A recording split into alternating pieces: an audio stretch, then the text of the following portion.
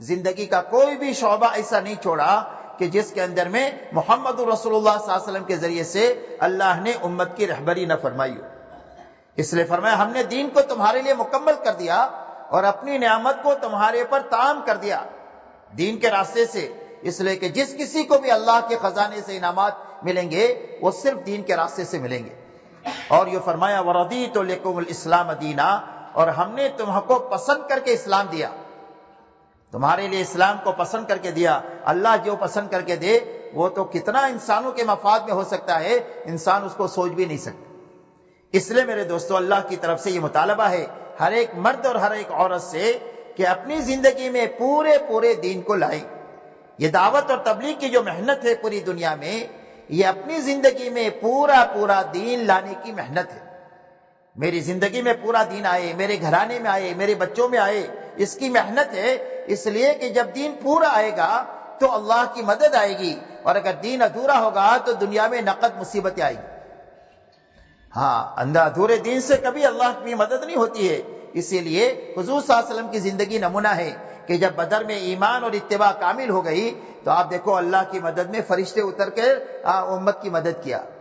لیکن حنین میں تھوڑی سی کمزوری آئی اور ان کے اوپر اعتماد آیا کہ ہم اتنے سارے ابھی کر لیں گے، اللہ کی مدد چلی گئی تو آپ دیکھو بہت بڑی جماعت ہونے کے باوجود پہلے شکست ہوئی، اور جب ان کو احساس ہوا اپنی غلطی کا اور جب توبہ کیا تو اللہ نے ان کی شکست کو فتح سے بدلی کیا۔ تو یہ تعلیم ہے پوری امت کے لیے قیامت تک کے لیے کہ جب زندگیوں میں پورا دین آئے گا تو دنیا میں اللہ کی طرف سے مدد ہے، رحمت ہے، برکتیں ہیں، اور زندگیاں کامیابی سے ہمکنار ہو جائے گی۔ تو یہ محنت اس بات کی ہے کہ ہماری اور پوری امت کی زندگی میں پورا دین آئے۔ اب دین کیسے آئے گا؟ کہ دین کی زندگیوں میں آنے کا راستہ جو ہے وہ ایمان ہے اور یقین ہے۔ زندگیوں میں جو دین آتا ہے وہ صحیح یقین کے راستے سے آتا ہے۔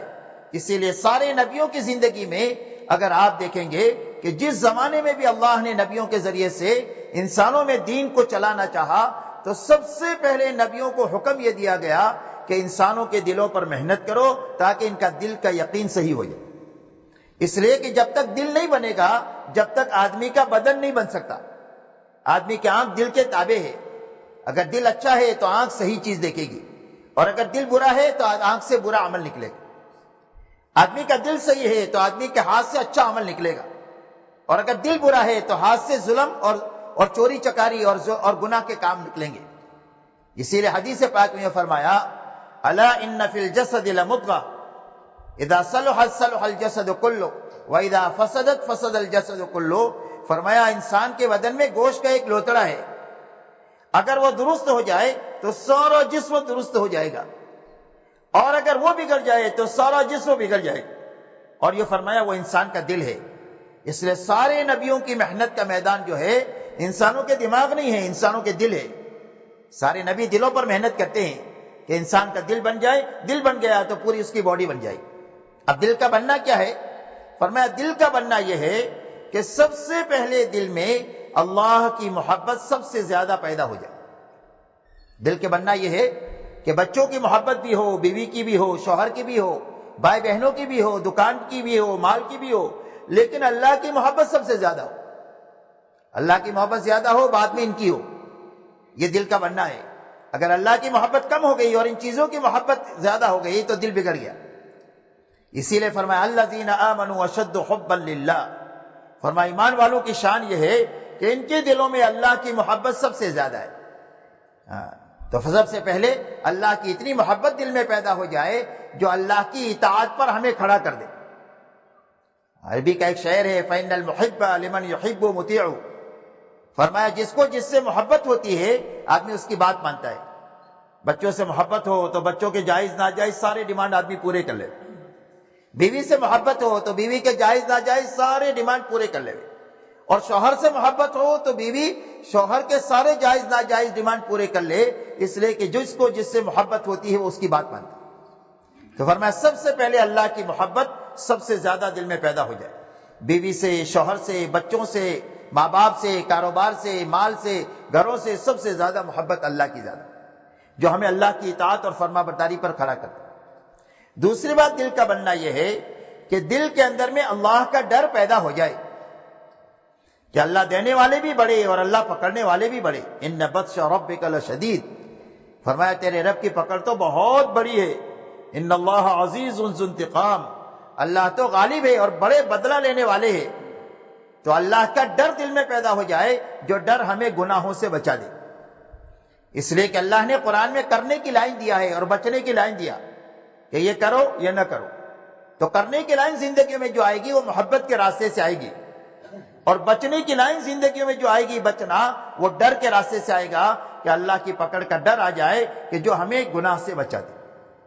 تیسری چیز دل کا بننا یہ ہے کہ دلوں میں یہ یقین آ جائے کہ ہماری زندگی کے بننے کا تعلق نہ ملک سے ہے، نہ مال سے ہے، نہ سونے چاندی سے ہے، نہ ڈگری اور عہدوں سے ہے. ہماری زندگی کے بننے کا تعلق ایک اللہ کی ذات کے ساتھ ہے. اللہ ہی زندگیوں کو بناتے ہیں اور اللہ ہی زندگیوں کو اجاڑتے ہیں. آج تک جس کسی کی بنائی ہے اللہ ہی نے بنائی ہے، اور اللہ آج تک جس کسی کی اجاڑی ہے اللہ ہی نے اجاڑی ہے، اور قیامت تک اللہ جس کسی کی بھی کوئی بنائیں گے وہ اللہ بنائیں گے، اور جس کسی کی بھی اجڑے گی اللہ کے اجاڑنے سے اجڑے گی. اس لیے ہمارے دلوں کا یقین یہ بنے کہ اس دنیا میں جتنے اسباب ہے اس کے ہاتھ میں زندگی کا بننا بگڑنا نہیں ہے، ایک اللہ کے ہاتھ میں زندگی کا بنانا اور بگاڑنا ہے. یہ تین باتیں دل میں پیدا ہونا یہ دل کا بننا ہے. ایک اللہ کی محبت پیدا ہو جائے، اور ایک اللہ کا ڈر پیدا ہو جائے، اور ایک اللہ کا یقین پیدا ہو جائے. اس لیے کہ جب یقین پیدا ہو جائے گا تو ہر حال میں دین پر چلے گا. اب میرے دوستو دوسری بنیادی بات یہ ہے کہ زندگی تو اللہ بنانے والے ہیں، لیکن بنانے کا ضابطہ کیا ہے کہ بھئی کس کی بنائیں گے اور کس کی زندگی اجاڑیں گے. کہ اللہ کے انداز النظام نہیں ہے کہ بھئی اس کی بنا دیا اس کی اجاڑ دیا. اس لیے کہ اللہ کی کسی کے ساتھ کوئی رشتہ داری نہیں ہے. اللہ نے فرما دیا قل هو اللہ احد اللہ الصمد لم یلد ولم یولد ولم یکن له کفوا احد. فرمائے ہمارے نبی آپ اعلان کر دیجئے کہ اللہ تو ایک ہے، یکتا ہے، اور اس کی شان کیا ہے؟ فرمایا وہ تو صمد ہے، اس کو کسی کی بھی ضرورت نہیں اور سب کو اس کی ضرورت ہے. اس کا کوئی باپ بھی نہیں ہے، اس کا کوئی بیٹا بھی نہیں ہے، اس کا کوئی ہمسر نہیں، اس کا کوئی کنبا نہیں، اس کی کسی کے ساتھ کوئی رشتہ داری نہیں. اللہ سے جو تعلق جڑے گا وہ صرف دین کے راستے سے جڑے گا اور محمد الرسول اللہ کے ذریعے سے جڑے گا. اس لیے یقین پیدا ہو جائے کہ اللہ زندگی بنائیں گے اور بنانے کا ایک ہی ضابطہ ہے اور وہ محمد الرسول اللہ ہے. سارے راستے بند ہیں اللہ تک پہنچنے کے اور جنت تک جانے کے سوائے ایک ہی راستے کے، اور وہ راستہ ہے محمد الرسول اللہ کا. اسی لیے اللہ جل شانہ نے قرآن پاک میں اعلان فرمایا قل ان کنتم تحبون اللہ فاتبعونی یحببکم اللہ ویغفر لکم ذنوبکم واللہ غفور الرحیم. اللہ جل شانہ فرماتے ہیں کہ اے ہمارے نبی جی آپ اپنی زبان مبارک سے اعلان کر دیجئے کہ اگر تم میں سے جس کسی کو بھی اللہ سے محبت کا دعویٰ ہے کہ مجھے اللہ سے محبت ہے تو اس کی دلیل یہ ہے کہ میرے پیچھے پیچھے چلو. یعنی محمد صلی اللہ علیہ وسلم کے پیچھے پیچھے چلنا یہ اللہ سے محبت کی دلیل ہے، اور آپ کے پیچھے چلے بغیر جو ہے وہ محبت کا دعویٰ یہ جھوٹا دعویٰ ہے. تو فرمایا میرے پیچھے پیچھے چلو. جب محمد صلی اللہ علیہ وسلم کے پیچھے چلیں گے تو فرمایا کہ اللہ تمہارے سے محبت کرے. جو محمد صلی اللہ علیہ وسلم کے پیچھے چلے اور جو اپنی زندگی کو محمد صلی اللہ علیہ وسلم کے سانچے میں ڈھال دے، فرمایا اللہ اس سے محبت کریں گے، اللہ اس کو اپنا محبوب بنا لیں گے. اور اگر آدمی ہے کبھی غلطی ہو جائے گی تو اللہ گناہوں کو معاف فرما دیں گے، اس لیے کہ اللہ تو بہت معاف کرنے والے ہیں. اس لیے فرمایا زندگی کے بنانے کا ایک ہی ضابطہ ہے اور وہ محمد رسول اللہ ہے. اسی لیے فرمایا جس کی زندگی محمد صلی اللہ علیہ وسلم کی سنتوں پر اور آپ کے طریقے پر آئی جائے گی، فرمایا اس کا پہلا نفع یہ ہوگا کہ نیک لوگوں کے دلوں میں اللہ اس کی محبت پیدا کر دے، اور برے لوگوں کے دلوں میں اللہ اس کا رعب پیدا کر دے. اور فرمایا اس کی روزی میں اللہ برکت دے دیں گے، اور اللہ اس سے دین میں پختگی اور مضبوطی دے دیں گے کہ دنیا کی کوئی طاقت اس کو لالچ کی بنیاد پر بھی دین سے نہیں ہٹا سکتی ہے، اور اس کو تشدد کی بنیاد پر بھی نہیں ہٹا سکتی ہے. یہ کروڑوں کے لالچ میں اپنے دین کو نہیں بیچے گا، اور یہ اگر اس کو سولی پر بھی لٹکا دیا جائے تو سولی کے خوف سے یہ دین کو چھوڑے گا نہیں. فرمایا اللہ اس کے اندر میں دین کی پختگی اتنی دیں گے سنت پر چلنے کی وجہ سے. اور فرمایا جو سنت پر چلے گا قبر میں محمد صلی اللہ علیہ وسلم کے چہرے کو دیکھ کر کے پہچان جائے گا کہ یہ تو میرے آقا محمد رسول اللہ صلی اللہ علیہ وسلم ہے، کہ جن کی قدم قدم پر میں اقتدا کیا کرتا تھا، اور جو محمد صلی اللہ علیہ وسلم کو قبر میں پہچان لے گا، قیامت کے دن محمد صلی اللہ علیہ وسلم اس کو پہچانے گا۔ اس لیے میرے دوستو، یہ بنیادی بات ہے زندگیوں میں دین کے آنے کے لیے کہ ہمارا دل اندر سے اس یقین کے پر آئے، اور یہ محمد صلی اللہ علیہ وسلم والی زندگی ہمارے پورے جسم میں آ نہیں سکتی ہے نماز کے بغیر۔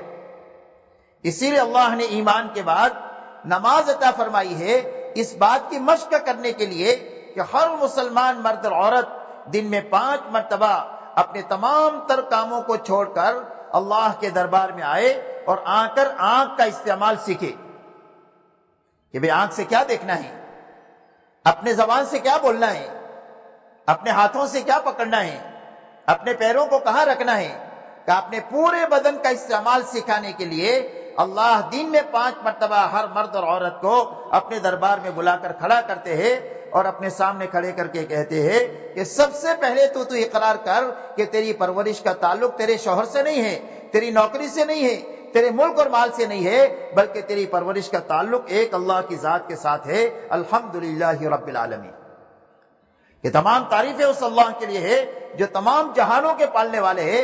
رکوع میں گئے تو یہی کہ سبحان ربی الاعلی، سجدے میں گئے تو یہی کہ سبحان ربی العظیم، سبحان ربی الاعلی۔ تسبیح رکوع اور سجدے میں کہ بھئی پاک ہے میرا پروردگار جو میرا پالنے والا ہے، پالنہار ہے، میری تمام ضرورتوں کو ہر حال میں پورا کرنے والا ہے، میری ضرورت کے پورا کرنے کا تعلق کسی مخلوق سے نہیں ہے، اللہ کی ذات کے ساتھ۔ فرمایا ایمان کے سیکھنے کے لیے اور اپنے بدن کا استعمال صحیح کرنے کے لیے دن میں 5 مرتبہ بلایا جاتا ہے کہ اپنی نماز کے ذریعے سے اپنی 24 گھنٹے کی زندگی کو بنا لو، جس طرح نماز میں آ کر اللہ کے حکم کے پابند ہو، اس طرح گھر میں بھی پابند اور کاروبار میں بھی پابند۔ اسی لیے فرمایا ان الصلاۃ تنہی عن الفحشاء والمنکر، فرمایا نماز آدمی کو بے حیائی اور برائی کے تمام کاموں سے روکتی رہتی ہے۔ نماز بنتی جائے گی تو زندگی صاف ستھری بنتی جائے گی۔ اسی لیے اللہ والے فرماتے ہیں کہ نماز کی مثال ایسی ہے جیسے گھر میں روشن دان ہوتا ہے یا کھڑکی ہوتی ہے کہ گھر کا خراب دھواں باہر جو جائے گا وہ اسی روشن دان سے جائے گا، اور تازہ ہوا جو گھر میں آئے گی وہ اسی روشن دان سے آئے گی۔ فرمایا اسی زندگیوں میں جتنی برائیاں ہے، فرمایا نماز کے راستے سے نکلے گی، اور جتنی اچھائیاں زندگیوں میں اللہ کو پسند ہے وہ نماز کے راستے سے آئے گی۔ اسی لیے اللہ نے زندگیوں کے بننے کا راستہ نماز عطا فرمائی ہے۔ اسی لیے حضور صلی اللہ علیہ وسلم اور سارے نبیوں کی زندگیوں میں آپ کو بنیادی چیز جو ملے گی وہ نماز ملے گی ایمان کے بعد میں، اور ایمان نماز کی عملی شکل ہے۔ نماز جو ہے وہ اللہ کا بندہ ہونے کا اقرار ہے، اور نماز جو ہے کلمہ اور نماز یہ اللہ کی بندگی کا اظہار ہے۔ یہ اقرار کیا کہ اللہ میں تیرا بندہ ہوں، تو اس کی دلیل کیا؟ کہ اس کی دلیل یہ ہے کہ جب مجھے کاروبار سے بلایا تو کاروبار میں سے آ گیا، نیند میں سے بلایا نماز کے لیے تو نیند میں سے آ گیا۔ اس لیے فرمایا دوسری اللہ نے ایمان کے ساتھ نماز اس لیے دیا تاکہ پوری زندگی کو دے۔ اور میرے محترم بھائی اور بہنوں، اللہ نے نماز اتنی بڑی چیز عطا فرمائی اس امت کو کہ دنیا کے سارے انسان اپنے تمام تر ساز و سامان اور اپنی تمام تر ٹیکنالوجی اور ترقیات کے ذریعے سے وہ کام نہیں کر سکتے ہیں جو ایک ایمان والا مرد یا ایمان والی عورت 2 رکعات نماز کے ذریعے سے کر سکتے۔ دنیا کے سارے انسان آسمان سے رکی ہوئی بارش کو اتروا نہیں سکتے اور آنے والی بارش کو رکوا نہیں سکتے۔ اللہ نے نماز میں یہ طاقت عطا فرمائی ہے۔ حضور صلی اللہ علیہ وسلم کے پاس ایک مرتبہ جمعہ کے دن صحابہ جب جمعہ کی نماز کے لیے آئے تو کہنے لگے اللہ کے رسول پانی کی کمی کی وجہ سے باغات سوکھ رہے، تو آپ نے دعا فرمائی اللہم اسقنا، اے اللہ پانی دیجئے۔ جمعہ کے بعد نماز کے لیے دعا مانگی، بارش شروع ہوئی، اتنی ہوئی کہ 1 ہفتے تک ہوتی ہی رہی، پورا مدینہ پانی کے اندر میں ڈوب گیا۔ دوسرے جمعہ کو آ کر کہا اللہ کے رسول پانی تو بہت ہو گیا، دعا کر دیجئے۔ تو آپ نے دعا کر دیا اللہم حوالینا ولا علینا، اے اللہ ہمارے یہاں سے تو نہیں، اطراف میں آپ بہائیے، تو مدینہ میں بند ہو گئی۔ حضرت عمر کے زمانے میں قحط سالی ہوئی، اور اس قحط سالی کے اندر میں بہت زیادہ نقصان ہو رہا تھا، تو انہوں نے ایمان والوں کو دیکھ میدان میں لے جا کر کے 2 رکعت صلاۃ الاستسقاء پڑھی، بارش طلب کرنے کی نماز، اور 2 رکعت نماز پڑھنے کے بعد یوں کہا اللہم انا نستغفرک ونستسقیک، اے اللہ تجھ سے ہم اپنے گناہوں کی بخشش مانگتے ہیں اور تجھ سے پانی طلب کرتے ہیں۔ ابھی وہ بستی میں نہیں آئے ہیں کہ بادل میں سے آواز آ رہی ہے کہ اے ابو حفص، یا حضرت عمر کی کنیت ہے، تمہارے پاس اللہ کی مدد آ گئی اور بارش آ گئی اور اللہ نے چند مہینوں میں ساری قحط سالی کو دور فرما دیا۔ ایک صحابی سفر میں ہی اور ایک ڈاکو نے پکڑ لیا، کہا قتل کروں گا تمہارا مال لوں گا، کہا 2 رکعت پڑھنے دو۔ 2 رکعت نماز پڑھی اور اس کے بعد دعا مانگی، یا ودود یا ذو العرش المجید یا فعال لما یرید اسألک بعزتک التي لا ترام وبملکک الذي لا تدام وبنورک الذي ملأ ارکان عرشک ان تکفینی عن شر هذا اللص۔ یہ دعا مانگی اللہ کے صفات کو بیان کر کے کہ اللہ اس چور سے مجھے نجات دے دیجئے۔ تو ایک گھوڑے سوار آیا اور آ کر کے اس نے نیزہ مار کر اس کو ختم کیا۔ یہ پوچھا کون ہے تو؟ فرمایا انا ملک من السماء الرابعہ، میں 4تھے آسمان کا فرشتہ ہوں۔ جب تم نے یہ دعا مانگی تو آسمانی دنیا میں آسمان کے دروازے بجنے لگے اور اللہ سے درخواست کی گئی کہ آپ کا ایک مظلوم بندہ ہے، اس کی حمایت کے لیے ہم کو بھیج دیجئے۔ مجھے اللہ نے بھیجا، اور جو بھی اللہ سے ایسی نماز پڑھ کر کے دعا مانگے گا اللہ اس کی ضرور مدد فرمائے۔ اس لیے اللہ نے نماز عطا فرمائی۔ یہ دین کا دوسرا شعبہ ہے ایمان کے بعد عبادت کا۔ جب ایمان اور نماز بنے گی تو اب معاشرت بنے گی۔ پہلے بنیاد ہوتی ہے، اس کے اوپر عمارت کھڑی ہوتی ہے۔ تو کلمہ نماز یہ بنیاد ہے۔ جب یہ 2 بنیادیں بنے گی تو اب اس کے اوپر اسلام کی عمارت کھڑی ہوگی، جس کی پہلی اینٹ معاشرت ہے۔ اس لیے کہ اللہ جل شانہ نے اپنے جیسے حقوق رکھے ہیں۔ ایمان اللہ کا حق ہے اور عبادت اللہ کا حق ہے۔ اسی لیے لا الہ الا اللہ کے معنی ہے لا معبود بحق الا اللہ۔ فرمایا عبادت کے لائق صرف ایک اللہ کی ذات ہے۔ کا ایمان اللہ پر شرک کی گنجائش نہیں، شرک کی معافی بھی نہیں۔ بڑے سے بڑے گناہ معاف ہو جائیں گے لیکن شرک کی معافی نہیں۔ فرمایا اللہ کا حق یہ ہے کہ اللہ کو ایک مانا جائے، اس کے ساتھ کسی کو شریک نہ کیا جائے۔ دوسرا اللہ کا حق یہ ہے کہ عبادت صرف ایک اللہ کے لیے کی جائے، عبادت میں کسی اور کو شریک نہ کیا جائے۔ اس کے علاوہ حقوق اللہ نے مخلوق کے رکھے، جس میں جتنے تعلقات ہیں اتنے حقوق ہیں۔ اس لیے اللہ نے دنیا کو تعلقات کی جگہ بنائی ہے۔ کیا تعلقات ہے؟ فرمایا ماں باپ ہے، بچے ہیں، بیوی ہے، شوہر ہے، بھائی ہے، بہن ہے، سیٹ ہے، نوکر ہے، گاہک ہے، دکاندار ہے، حاکم ہے، رعیت ہے۔ یہ سارے تعلقات ہیں جو دنیا میں ہیں۔ تو جتنے تعلقات ہیں اتنے حقوق ہیں۔ اور اللہ جل شانہ قربان جائے آپ کے دین پر اور محمد صلی اللہ علیہ وسلم پر کہ اللہ نے حقوق کی لائن ایسی دیا ہے کہ جو آدمی کی چاہت ہے اللہ نے دوسرے کا اس کو دین بنا دیا۔ ماں باپ کی چاہت یہ ہے کہ بچے میرے وفادار ہو، میری خدمت کرے، اور بڑھاپے میں میرے کام آئے۔ تو جو ماں باپ کی چاہت ہے اللہ نے وہ بچوں کا دین بنا دیا۔ اس کے لیے بچوں کو کیا حکم ملا کہ تمہارے ماں باپ کی خوشی میں اللہ کی خوشی ہے اور تمہاری ماں باپ کی ناراضگی میں اللہ کی ناراضگی ہے۔ فرمایا باپ جنت کا دروازہ ہے اور تیری ماں کے قدموں کے نیچے جنت ہے۔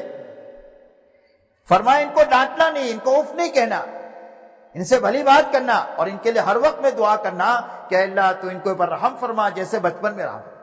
تو ماں باپ کی جو چاہت ہے وہ کس کا دین بنایا؟ بچوں کا دین، کہ تمہارے جنت میں جانے کا راستہ وہ ہے کہ تمہاری ماں کی جو چاہت ہے وہ کرو۔ اور بچوں کی چاہت یہ ہے کہ بچے اس وقت میں ناسمجھ ہے، اچھے برے کی تمیز نہیں ہے، تو بچوں کی چاہت یہ ہے کہ کوئی ان کی سرپرستی کرے، کوئی ان کی دیکھ بھال کرے، کوئی ان کی روزی روٹی کا انتظام کرے، کوئی تعلیم تربیت کا انتظام کرے۔ تو اللہ نے یہ ذمہ داری ماں باپ کو دیا۔ اس لیے بچوں کے حق ماں باپ کے ذمہ یہ ہے کہ بچہ پیدا ہو جائے تو پہلے اس کا اسلامی نام رکھے۔ اور بچے کی تربیت کا مسئلہ یہ ہے کہ اس بچے کے قرار پانے کے زمانے سے لے کر کے پیدائش تک اس کے پیٹ میں حرام لقمہ نہ جائے۔ جب حرام لقمہ نہیں جائے گا تو یہ بچہ جو ہے وہ نیک پیدا ہو۔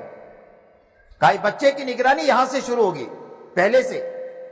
لہذا پیدا ہو گیا تو اب اس کا اسلامی نام رکھا جائے۔ اسلامی نام رکھا، بولنا شروع کیا تو فرمایا سب سے پہلے اللہ کا نام سکھاؤ۔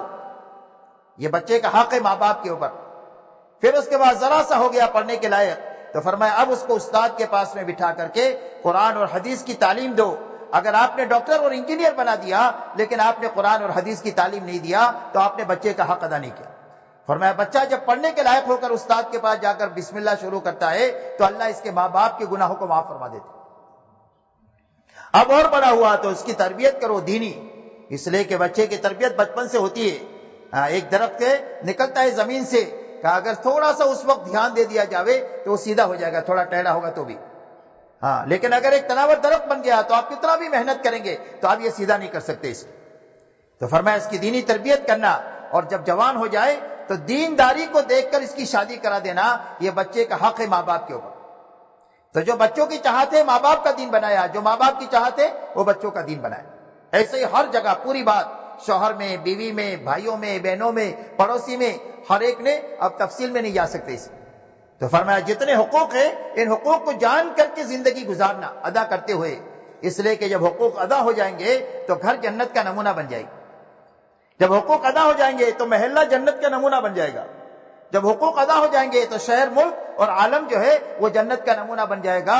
ہر ایک کی جان، ہر ایک کا مال اور ہر ایک کی آبرو محفوظ ہو جائے گی جب حقوق کی ادائیگی ہو جائے گی. اس لیے فرمایا حقوق کی ادائیگی کے ساتھ جینا. یہاں تک کہ حضور صلی اللہ علیہ وسلم فرماتے ہیں ایمان والوں کی مثال ایک دوسرے کے ساتھ محبت کرنے میں، ایک دوسرے کے کام آنے میں ایسی ہے جیسا کہ ایک جسم ہوتا ہے. جسم میں سارے اعضاء الگ ہے اور ہر ایک کی شکل الگ ہے، ہر ایک کا کام الگ ہے، لیکن اتنا زبردست جوڑ ہے کہ اگر چلتے ہوئے ٹھوکر لگ جائیں تو پورا جسم اس کی تکلیف کو محسوس کرتا ہے. اور اگر آدمی اچھا کھانا کھا لے یا رات کو سو جائے تو پورا جسم اس کی لذت کو، راحت کو محسوس کرتا ہے. فرمایا ایمان والوں کی مثال ایسی ہے. کوئی بھی ایمان والا اپنے بھائی کی برائی کو نہیں سوچ سکتا ہے اس طرح جیسے کوئی عضو جو ہے وہ دوسرے کی برائی کو سوچ نہیں سکتے. اس لیے میرے محترم بھائیوں اور بہنوں، یہ بنیاد ہے دین کی کہ حقوق کی ادائیگی کے ساتھ جینا، اسی کی طرح اپنی زندگی میں حلال حرام کی تمیز کے ساتھ جینا. اس لیے کہ کھانے کا اثر جیسا ہوتا ہے اچھے برے کا، ایسے حلال اور حرام کا اثر ہوتا ہے. اچھا کھانا کھائیں تو آدمی کو خوشی محسوس ہوگی، طاقت بنے گی، اور سڑا ہوا کھانا 2-4 دن کا اگر کھا لے تو آدمی کی پوری باڈی ڈسٹرب ہو جائے گی. کہتے ہیں نا فوڈ پوائزن ہو گیا. تو ایسا ہی حرام کھانا پیٹ میں اندر میں جائے گا تو اپنا اثر کیے بغیر نہیں چھوڑ سکتا. اس سے حلال اور حرام کی تاثیر ہے. اسی لیے واقعہ آتا ہے کہ ایک گاؤں کے اندر میں 2 یتیم بچے تھے اور ان کی ماں نے ان بچوں کو کبھی حرام لقمہ نہیں کھلایا. تو جب نماز کا وقت ہوئے تو دونوں یتیم بچے مسجد کے دروازے پر آ کر بیٹھ جاوے، اور جب نمازی مسجد میں جاوے تو دائیں جوتوں کی لائن لگاوے، بارے لگاوے کہ دائیں طرف والے جنتی ہیں، بائیں طرف والے جو ہے وہ جہنمی. تو سارے پریشان ہو گئے، سمجھاوے تو سمجھے نہیں. اس کی ماں کو کہا تو اس نے کہا میں بھی سمجھاتی ہوں. تو گاؤں کے ایک آدمی نے یوں کہا کہ ایک کام کرو، یہ بچوں کو 2 دن کے لیے مجھے دے دو، میں ان کا مسئلہ ٹھیک کر دیتا ہوں. تیسرے دن بچے کو لے کر آیا تو بات ختم ہو گئی. کہا کیا کیا؟ کہا کچھ بھی نہیں کیا، میں نے حرام کھانا ان کے پیٹ میں ڈال دیا. اس سے کہ حلال اور حرام کی تاثیر ہے، زبردست تاثیر. ایک اللہ والے فرماتے ہیں کہ میری دعوت کیا ایک نیک آدمی نے، لکڑہارے نے چند لقمے مجھے کھلائے اور وہ پینے کھانے کے بعد کئی دنوں تک مجھے تہجد پڑھنے کا مزہ آیا. اور ایک برے آدمی کے ہاں میرا کھانا ہوا، وہ کھانے کے بعد کئی دنوں تک میرے اندر برائی کا جذبہ پیدا ہوا. اس لیے اپنی زندگیوں کو حلال اور حرام کی رعایت پر لانا، کہ چاہے تھوڑا ہو لیکن حلال کا ہو. دنیا میں ہم خواہشات پوری کرنے کے لیے نہیں آئے، ضرورت کے پورا کرنے کے لیے آئے ہیں، اور ضرورت کی حد ہے، خواہش کی کوئی حد نہیں. جب خواہش پر آدمی چلا جاتا ہے تو پھر حلال سے نکل کر حرام میں چلا جاتا ہے. اس لیے اپنی زندگیوں کو اس پر لانا. جب یہ بنیادیں صحیح ہوگی تو اب زندگیوں میں اخلاق کے پھل لگیں گے. درخت پھل سب سے آخر میں آتے ہیں. جب ایمان بنے گا، نماز بنے گی، معاشرت میں پاکیزگی ہوگی، کھانے کمانے میں حلال حرام کی تمیز ہوگی، اب زندگیوں میں اخلاق آئیں گے. اور اخلاق زندگیوں میں جب آئیں گے تو ساری دنیا اسلام کی طرف ایسا دوڑ کر آئے گی جس طرح بھوکا کھانے کی طرف دوڑ کر کے آتا ہے اور پیاسا پانی کی طرف دوڑ کر آتا ہے، اور دنیا کی کوئی طاقت بھوکے کو اور پیاسے کو نہیں روک سکتی ہے، اس طرح انسانیت کو اسلام کی طرف آنے سے کوئی روک نہیں سکتی. میرے دوستو، یہ اسی وقت میں ہوگا جب ہماری اور پوری امت کی زندگی میں وہ اخلاقی زندگی وہ ہو جو محمد صلی اللہ علیہ وسلم لے کر کے آئے. اس لیے آپ یہ فرماتے ہیں کہ اکثر لوگ جو جنت میں جائیں گے وہ تقوی کی وجہ سے جائیں گے اور اچھے اخلاق کی وجہ سے جائیں گے. اور آپ نے اخلاق کا خلاصہ 4 باتوں میں بیان فرمایا جو تمہارے ساتھ برائی کرے اس کے ساتھ بھلائی کرو، جو تمہارے ساتھ رشتہ داری کو توڑے اس کے ساتھ رشتہ داری کو جوڑو، جو تمہارے پر ظلم و زیادتی کرے اس کو معاف کرو، اور جو تم کو کبھی چائے پانی کا نہ پوچھے اس کو کھلاؤ پلاؤ. آپ کی پوری زندگی آپ کو اسی کا نمونہ ملے گی. آپ نے اپنی زندگی میں کسی سے بدلہ نہیں لیا، آپ مکہ میں جب 8 ہجری میں داخل ہوئے ہیں تو مکہ میں وہ لوگ موجود ہیں جنہوں نے آپ کے راستے میں کانٹے بچھائے تھے، آپ کے اوپر اونٹ کی اوٹ ڈالی تھی، آپ کی بیٹی حضرت زینب کو نیزہ مارا تھا، یہ سارے لوگ موجود تھے، لیکن آپ نے کسی سے بدلہ نہیں لیا۔ آپ نے فرمایا میں تمہارے ساتھ وہ معاملہ کروں گا جو میرے بھائی یوسف نے اپنے بھائیوں کے ساتھ کیا تھا۔ جن بھائیوں نے کنویں میں ڈالا تھا حضرت یوسف علیہ السلام کو اور بازار میں بیچے گئے اور جیل کی سزا کاٹنے پڑی، جب یہ بھوکے ننگے آئے ہیں تو آپ نے یہ فرمایا لا تثریب علیکم اليوم، کوئی تمہارے پر لعن طعن نہیں، جاؤ اللہ تمہیں معاف کرے، ہم نے تمہیں معاف کر دیا۔ مکہ والوں کو آپ نے فرمایا جاؤ سارے تم آزاد ہو۔ یہ کہتے ہیں کہ ہمیں ایسا لگ رہا تھا کہ ہم اپنی قبروں سے اٹھے اور ہمیں نئی زندگی ملی۔ تو محمد صلی اللہ علیہ وسلم یہ زندگی لے کر آئے اور آپ نے اپنی زندگی میں کبھی کسی سے کوئی چیز نہیں چاہی۔ آپ نے اعلان کر دیا ما اسألکم علیہ من اجر، کہ تم سے ہم کچھ بھی نہیں چاہتے، ہم تو اللہ سے لیں گے، اس لیے ہم کسی کے ساتھ بھلائی کریں گے تو کیا کہیں گے؟ فرمایا ہم کو کسی سے کچھ نہیں لینا ہے، ہم تو صرف اللہ کو چاہتے ہیں اور آخرت کو چاہتے ہیں۔ میرے دوستو، اللہ کی طرف سے ہر ایمان والے مرد سے اور ہر ایمان والی عورت سے اس زندگی کا مطالبہ ہے، اور قبر میں اس زندگی کو دیکھا جائے گا، اور قیامت کے دن محمد صلی اللہ علیہ وسلم کی زندگی ایک طرف ہوگی، ہر ایک کی زندگی کو ان سے ملایا جائے گا۔ جس کی زندگی محمد صلی اللہ علیہ وسلم کی زندگی سے میل کھائے گی اس کا بھاؤ ملے گا، اور جس کی زندگی محمد صلی اللہ علیہ وسلم کی زندگی سے ہٹی ہوئی ہوگی وہ زندگی آدمی کے منہ پر مار دی جائے گی۔ اس لیے دعوت اور تبلیغ کی محنت اس بات کی ہے کہ یہ مبارک زندگی ہمارے اندر آئے، ہمارے گھرانے میں آئے، ہماری عورتوں اور بچوں میں آئے، اور پوری امت میں آئے، اور ساری انسانیت میں آئے۔ اس لیے یہ محنت ہے، اس لیے کہ اللہ نے دنیا کو دارالاسباب بنایا ہے، یا ہر کام کے لیے اللہ نے سبب بنایا۔ آپ کو روزی چاہیے تو محنت کرو، آپ کو پھل چاہے تو کھیتی کرو، اولاد چاہے تو شادی کرو، ایسا ہی یہ زندگی چاہیے تو اس زندگی کے لیے محنت کرو۔ اب اس کے لیے کیا محنت ہے؟ کہ اس کے لیے محنت جو ہے یہ دعوت کی مبارک محنت ہے کہ ہر ایک مرد اور ہر ایک عورت اس بات کی محنت کرے کہ یہ زندگی میرے اندر میں آئے اور پوری امت کے اندر میں یہ زندگی آئے۔ اسی لیے حضور صلی اللہ علیہ وسلم نے پوری امت کو اس زندگی پر کھڑا کیا، اور اس کو حاصل کرنے کے لیے اور پوری دنیا میں پھیلانے کے لیے آپ نے ان کو محنت پر کھڑا کیا۔ مرد بھی محنت پر تھے، عورتیں بھی محنت پر تھی، جوان بھی محنت پر تھے، بوڑھے بھی محنت پر تھے، اور محنت کے معنی یہ ہے کہ ہر ایک مرد اور عورت اپنی جان مال کے لگانے کی ترتیب صحیح کر دے۔ محنت کے کیا معنی؟ محنت کے معنی یہ ہے کہ جان مال ہم وہاں لگائیں جہاں لگانے کے لیے محمد صلی اللہ علیہ وسلم نے فرمایا کہ لگانے کے لیے بتلایا ہے۔ اس لیے آپ نے اس امت کی جان مال کے لگانے کی جو ترتیب قائم کیا تھا کہ ہر ایک ایمان والے کی جان مال ایک تو اللہ کے کلمے کو سیکھنے پر لگے اور اس کو پھیلانے پر لگے۔ کلمے کو سیکھے اور کلمے کو پھیلائے، اس پر اپنی جان مال لگائے، اپنی جان مال کو اللہ کی عبادت پر لگائیں، نماز پر لگائیں، روزے پر لگائیں، زکوٰۃ پر لگائیں، حج پر لگائیں۔ یہ سارے احکام جان مال ہی کی طرف متوجہ ہوتے ہیں، اور اپنی جان مال کو مخلوق خدا کی خدمت پر لگائیں، یتیموں پر، بیواؤں پر، مسکینوں پر، فقراء پر، محتاجوں پر، بیماروں پر، مدیونین کے اوپر۔ فرمایا جو جس لائن کا حاجت مند ہے اس پر اپنی جان مال لگا کر کے ان کے ساتھ اخلاق کا معاملہ کرنا، اور بھئی اپنی ضرورت بھی ہے ان ضرورتوں میں بھی بقدر ضرورت لگانا، اسراف سے بچتے ہوئے لگانا۔ اس لیے کہ اسراف کی تو کوئی حد نہیں ہے۔ اسراف کی مثال کہتے آگ کی ہے۔ آگ میں کتنا بھی لکڑی آپ ڈالیں گے وہ سب کو جلا جائے گی، اس کا پیٹ ہی نہیں بھرے گا۔ آپ کے پورے ملک کی لکڑی ڈالو تو سب کو جلا دے گے، بولے اور لاؤ۔ ہندوستان کی لکڑی ڈالو سب کو جلا دے گی، بولے اور لاؤ۔ فرمایا ایسا اسراف ہے، خواہشات ہے، فضول خرچی ہے۔ فرمایا اس کی کوئی حد ہی نہیں، حاجت کی حد ہے کہ بھئی بھوک لگی ہے، 2 روٹی ہے، 50 گرام 100 گرام چاول ہے کا ضرورت پوری ہو جائے گی، اور خواہش کی کوئی حد نہیں ہے۔ 100 قسم کا کھانا دسترخوان پر لگا ہوا ہے، 3 گھنٹے تک جگالی کیا بیٹھ کر، پھر یہ کہہ کر اٹھتا ہے کہ بھئی فلانی قسم نہیں ہوئی، وہ ہوتی تو پیٹ بھرتا۔ اس لیے کہ خواہش کی کوئی حد ہی نہیں ہے۔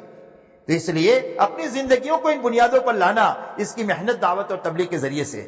اب اس کے لیے کیا راستہ ہے؟ کہ اس کے لیے راستہ یہ ہے کہ ہر مرد اللہ کے راستے میں 4 مہینہ لگا کر کے اپنی زندگی کا رخ صحیح کرے۔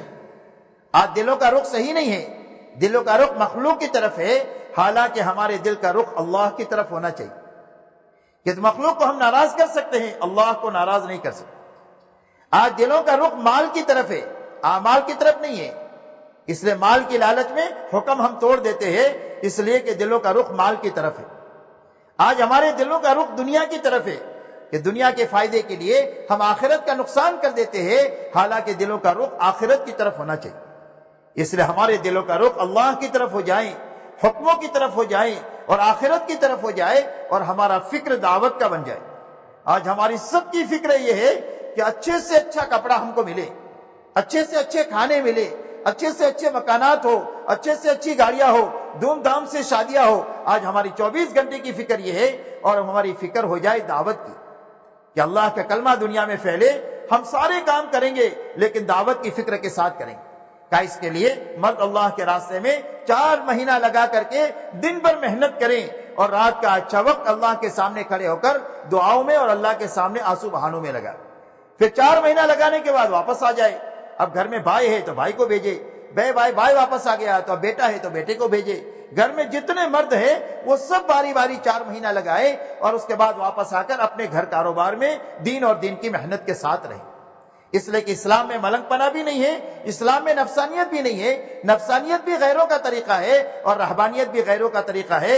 اسلام ان دونوں کے بیچ کا راستہ ہے کہ ہر ایمان والے کی گھریلو زندگی ہو، کاروباری زندگی ہو، لیکن دین کے ساتھ ہو اور دین کی محنت کے ساتھ ہو۔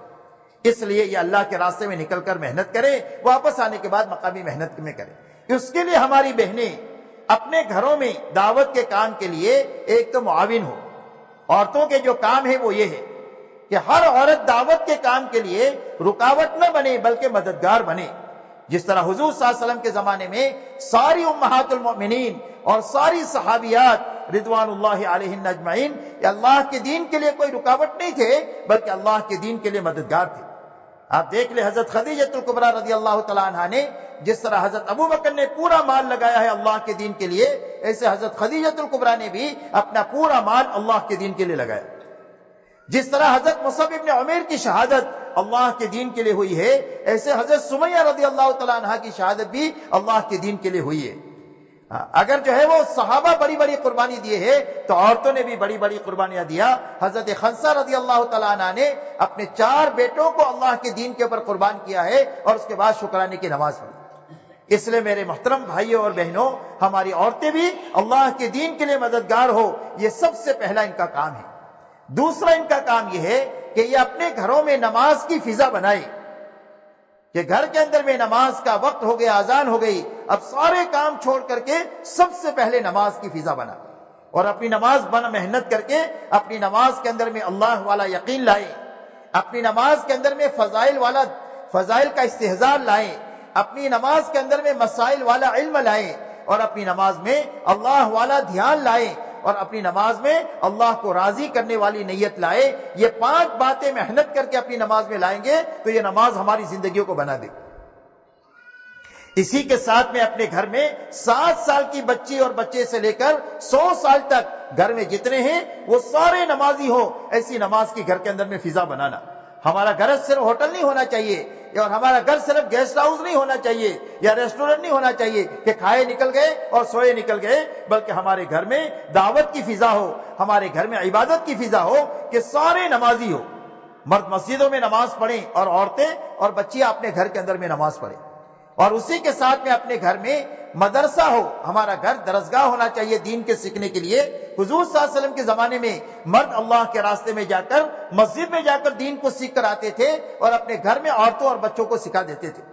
اس لیے ہمارے گھر میں تعلیم کا حلقہ ہو جس میں فضائل کی تعلیم ہو، جتنا بشاشت ہو، 2 منٹ 4 منٹ 5 منٹ 15 منٹ آدھے گھنٹے تک اس کو لے کر کے جانا ہے۔ فضائل کی تعلیم کے ساتھ میں 6 نمبر کا مذاکرہ بھی ہو، اور مسائل اپنے مردوں کے ذریعے سے پوچھ کر کے اپنی پوری زندگی کو علم کی روشنی میں گزارے۔ یہ علم کے ساتھ زندگی گزارنا، اس لیے اپنے گھر میں دین کے سیکھنے اور سکھانے کا بھی ماحول ہو، اور اسی کے ساتھ میں قرآن پاک کی تلاوت کا اور تسبیحات کا روز ہمارے گھر میں جتنی عورتیں اور مرد ہیں وہ سارے قرآن پاک کی تلاوت کریں، اور جو پڑھے ہوئے نہیں ہیں وہ قرآن پاک کو سیکھیں۔ آج ہمارے ذہنوں میں یہ ہے کہ بچے سیکھیں گے، آج ہمارے ذہنوں میں یہ ہے کہ بچوں کی عمر تو 6 سال ہے تو یہ سیکھے، ہم تو بڑے ہو گئے کیسے سیکھے؟ حالانکہ حضور صلی اللہ علیہ وسلم کے زمانے میں سارے مردوں اور عورتوں نے جو قرآن کو دین کو سیکھا ہے وہ بڑی عمروں میں سیکھا ہے۔ تو جو پڑھے ہوئے ہیں وہ تلاوت کریں، جو پڑھے ہوئے نہیں ہیں وہ قرآن پاک سیکھنا شروع کریں۔ سیکھ لیے تو کام ہو گیا، اور سیکھتے سیکھتے مر گئے تو اللہ پڑھنے والوں کے ساتھ اٹھائیں گے۔ تو یہ قرآن پاک کی تلاوت ہے، ہدایت کی نیت سے صبح شام کی تسبیحات ہے، تیسرا کلمہ ہے، درود شریف ہے، استغفار ہے، باوضو ہو کر قبلہ رخ بیٹھ کر اس دھیان کے ساتھ کہ اللہ مجھے دیکھ بھی رہے ہیں اور اللہ مجھے سن رہے ہیں، گھر کے ہر چھوٹے بڑے ان تسبیحات کے ساتھ میں صبح شام جو ہے وہ اپنے اوقات کو گزارے۔ اسی کے ساتھ ہر وقت میں اپنے گھر میں سنت کا ماحول بنانا۔ بہت سارے کام ہیں کہ جس کو عادتاً ہم کرتے ہیں، وہ کھانا کھاتے ہیں، سوتے ہیں، نہاتے ہیں، کپڑے بدلتے ہیں، اپنی ضرورت کے لیے باتھ روم جاتے ہیں، یہ سارے کام عادتاً ہم بھی کرتے ہیں اور ہمارے گھر کے بچے بھی کرتے ہیں۔ تو جو چیز عادت ہے اس کو عبادت بنانے کا راستہ یہ ہے کہ اس میں سنت طریقہ لانا، اپنے گھروں میں سنت کا ماحول بنانا کہ کھائیں گے تو سنت کے مطابق، سوئیں گے تو سنت کے مطابق، کپڑا بدلیں گے تو سنت کے مطابق، گھر میں داخل ہوں گے تو سنت کے مطابق، نکلیں گے تو سنت کے مطابق، تاکہ ہمارے گھر میں سنت کا ماحول ہو۔ جب سنت کا ماحول ہوگا تو غلط زندگیاں ہمارے گھروں میں نہیں آئی۔ جب نور ہوتا ہے تو ظلمت نہیں آتی، جب نور نہیں ہوتا ہے تو ظلمت ہوتی ہے۔ اس لیے ظلمت اور اندھیرا کس کا نام ہے؟ کہ روشنی کے نہ ہونے کا نام اندھیرا ہے۔ اس لیے اپنے گھروں میں سنت کا ماحول بنانا اور اپنے بچوں کی بہت نگرانی کرنا اور محبت اور پیار سے بچپن سے ان کی دینی تربیت کرنا۔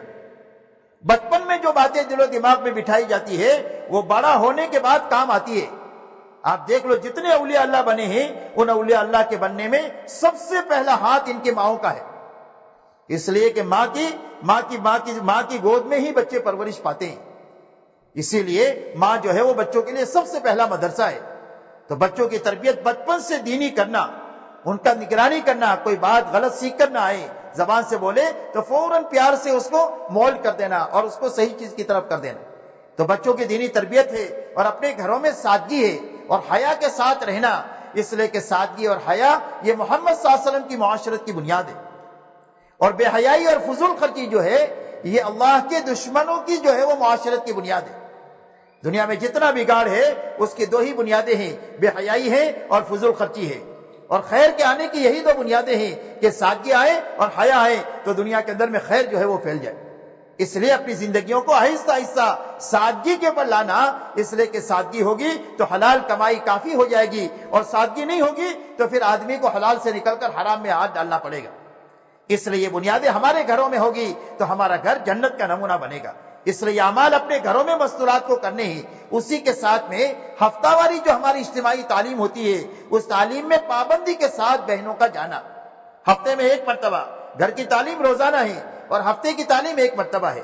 اسی کے ساتھ آج دنیا میں بہت زیادہ زہریلی فضا ہو گئی ہے، ماحول کا بگاڑ اس درجے کا ہو گیا ہے کہ گھروں میں یہ اعمال ہماری بہنیں کر نہیں پاتی، اور مرد بھی اس کا مشغولی کی وجہ سے یہ فکر بنا نہیں سکتے۔ اس کے لیے ہماری بہنیں بھی ایک مرتبہ کہ تھوڑا وقت سے فارغ کر کے اللہ کے راستے میں نکلیں۔ جب یہ اپنے ماحول کو بدلی کریں گے اور اللہ کے راستے میں 3 دن کے لیے جائیں گے تو اللہ تعالیٰ 3 دن کے اندر میں وہ چیز ان کو عطا فرمائیں گے جو زندگی میں ان کو حاصل نہیں ہوگی۔ اس لیے اللہ کے راستے میں ماحول کی تبدیلی جو ہے اس کا کوئی بدل دنیا میں نہیں ہے۔ اس لیے اللہ کے راستے میں اپنے گھر کے مردوں کے ساتھ اپنے ساری شرعی حدود کی رعایت کے ساتھ میں 3 دن لگانا۔ جب 3 دن دعوت کی فضا میں، تعلیم کی فضا میں، عبادت کی فضا میں اور اپنے ساتھیوں کی خدمت کی فضا میں رہے گی، دن میں محنت کرے گی، رات کو اللہ کے سامنے آنسو بہائیں گی، تو اللہ تعالیٰ 3 دن میں وہ چیز عطا فرمائیں گے اور یہ اعمال کا شوق عطا فرمائیں گے کہ جس کو میں اور آپ تصور نہیں کر سکتے۔ اس لیے 3 دن نکلنا، اور جو بہنیں 3 دن لگائے ہیں پھر اس کے بعد 10 دن من لگائے، 10 دن کے بعد میں کچھ بہنیں ایسی بھی ہوں کہ جو 40 دن لگائے، تاکہ ہر محلے میں ایسی بہنیں ہونا چاہیے اور ہر ملک میں ایسی بہنیں ہونا چاہیے کہ جو مقامی دین کے تقاضے ہو، جو مستورات سے متعلق ہو، یہ سمجھداری کے ساتھ پورے کر لیں، اور باہر سے بھی کوئی قومیں آئیں، باہر سے جماعتیں آئیں تو ان کی تعلیم اور تربیت کا انتظام کر سکے۔ تو ایسا مجمع بنانا ضروری ہے اور وہ اسی راستے سے بن سکتا ہے۔ اس لیے میرے بھائیو، آپ حضرات سے ہماری درخواست یہ ہے کہ ہمارے یہ جو مرد یہاں پر بیٹھے ہیں وہ تو کھڑے ہو کر کے اپنے ناموں کو پیش کریں 4 مہینے کے لیے، 40 دن کے لیے۔ ابھی آپ کے سامنے کل یہ اجتماع بھی شروع ہو رہا ہے، ایسے ہی ہماری بہنیں جو ہیں یہ بھی اندر میں تشکیل کریں اور اپنے نام لکھائیں۔ 2-1 بہنیں جو ذمہ دار ہوں وہ کھڑے ہو کر نام لکھیں کہ بھئی کس کے گھر سے کون اللہ کے راستے میں کتنے وقت کے لیے جائیں گے، اور وہ بہنیں بھی 3 دن لگائیں گی تو کون سے ہفتے میں لگائیں گے، اس کی آپس میں وہ تشکیل کریں اور ہمارے مرد یہاں پر اپنے ناموں کو پیش کریں۔ اللہ تعالی ہمارے لیے اور پوری امت کے لیے دین اور دین کی محنت کو اللہ آسان فرما دے۔ اب ہمت سے اپنے آپ کو پیش کریں، 4 مہینے کے لیے کون اللہ کے راستے میں جانے کے لیے تیار ہے۔ اللہ بہت قبول فرمائے، جان مال میں برکت نصیب فرمائے، ساری رکاوٹوں کو اللہ دور فرمائے۔ انور بھائی اجتماع سے کتنے عرصے کے لیے؟ اللہ بہت قبول فرمائے. 4 مہینے کے لیے بھی بتائیں, 40 دن کے لیے بھی بتائیں. کیا نام؟ عبدالعلیم صاحب. اکتوبر سے 4 months اکتوبر. یہ دیکھیے اللہ پاک قبول فرمائے. جی اظہار بھائی 4 مہینے لکھ لیا. محمد جی اور بتائیں دوستو, ہمت سے بتاؤ, ساری امت کے کرنے کا کام ہے. جی ڈاکٹر صاحب. یہ جماعت کوئی گروپ نہیں ہے, کوئی پارٹی نہیں ہے, ایک محنت ہے حضور صلی اللہ علیہ وسلم والی, اور پوری امت کے کرنے کی ایک محنت ہے. کون سی جگہ سے آپ؟ اللہ قبول فرمائے, آسان فرمائے, جان مال میں برکت نصیب فرمائے. اور بتائیں. جی اور ساتھی فرمائے الحمدللہ. صدیق بھائی اللہ قبول فرمائے. اچھا اب کیا ارادہ ہے جی؟ 4 مہینے لگائیں گے انشاءاللہ. اللہ تعالیٰ قبول فرمائے. جی بیٹا وسیم اللہ قبول فرمائے, جان مال میں برکت عطا فرمائے. جی اور ماشاءاللہ. اور بتائیں. احمد بھائی کب سے؟ جنوری سے. اللہ قبول فرمائے, جان مال میں برکت نصیب فرمائے. جو 4 مہینے لکھا رہے ہیں وہ کوشش کرے آج سے جماعت بنانے کی. اکیلے نہیں جانا انشاءاللہ, آج سے جماعت بنانے کی فکر کریں.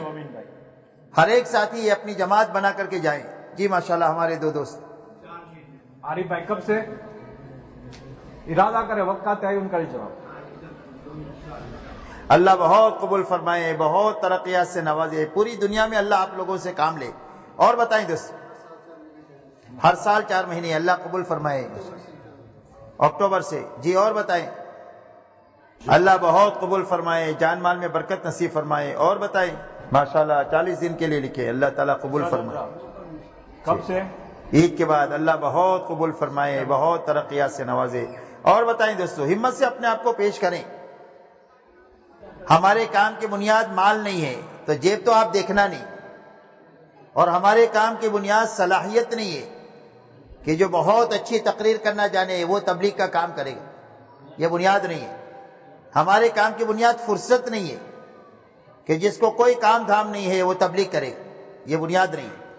ہمارے کام کی بنیاد سچا ارادہ ہے دل میں, پھر اس کے بعد اللہ سے دعا ہے, اور اپنے بس کی کوشش ہے, جتنا آپ کوشش کر سکتے ہیں. جب یہ 3 چیزوں میں اللہ سچائی دیکھیں گے تو اللہ آپ کے لیے اسباب پیدا کر دیں.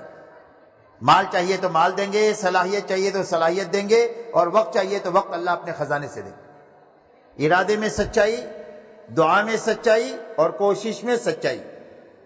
جو اپنے بس میں اتنی کوشش, تو اللہ آگے کا کام اللہ کر دے. بتاؤ اس کے لیے کون تیار؟ ارادہ, دعا اور کوشش.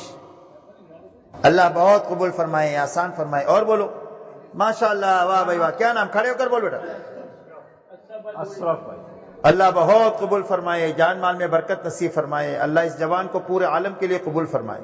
اور بولو دوست. جی بتائیں بھائی.